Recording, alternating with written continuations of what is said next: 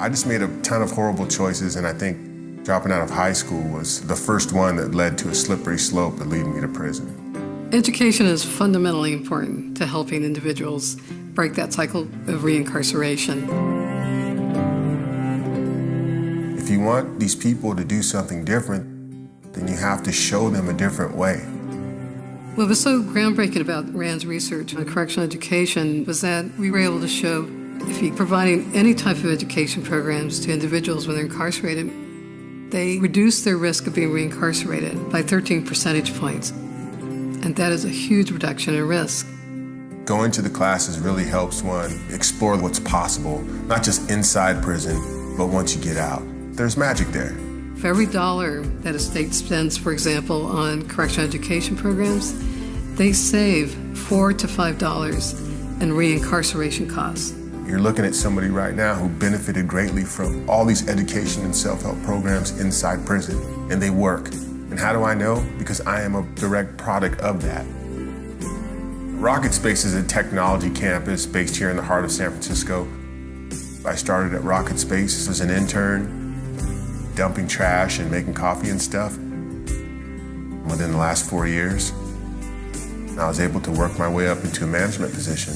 RAND study has had such a tremendous impact. Those key numbers were picked up by policymakers to begin making the case that education was a clear winner. They're people, and they have redeemable qualities, and if given the right kind of opportunities, they can turn their lives around. And education is key to that success.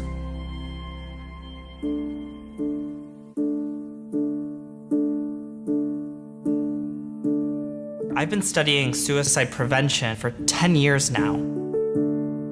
I tell Rajiv all the time, I'm like, everything you're doing is so important. His research is invaluable. We've learned a tremendous amount about suicide that we didn't know. In many cases, even though there are published warning signs out there, they weren't exhibited in the days before the person died. Symptoms and signals that we've all learned growing up, I never saw anything. We worked with the coroner's office, and they would tell us and alert us when there was a suicide death. And a year later, we would reach out to the next of kin, and we would invite them to be part of our study. They really wanted to tell their stories and the stories about the person that they lost to suicide. He had friends everywhere. My goodness, he had 5,000 people at his funeral. They asked for advice and they asked for suggestions. What have you learned in your research, Rajiv, that we could build on? What in the world happened? What did we miss? What could we have done? I become more and more passionate about this work the more I do it. And a lot of it has to do with talking to family members. The bottom line is we can't get Wilkins back.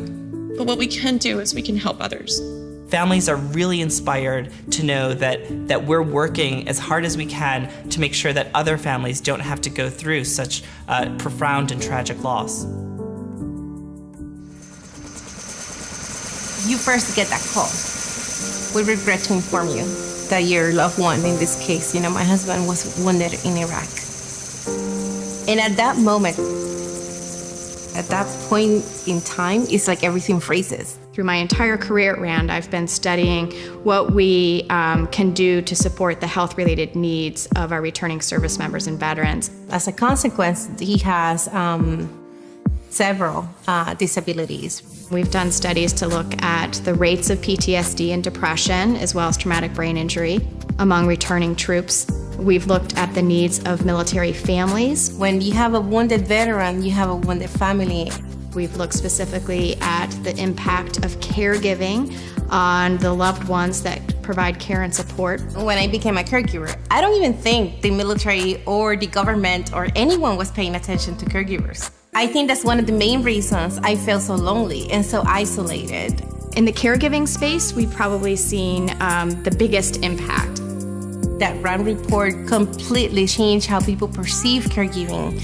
It started giving a voice to caregivers, creating these massive discussions about what a caregiver looks like, what is their role, what are the challenges. There was a coalition formed soon thereafter the release of our report to really address the issues that we identified for caregivers. We don't regret it. We feel very, very much proud of his service, but we would love to see a little bit more support. It takes passion, persistence, and perseverance to change your life in prison.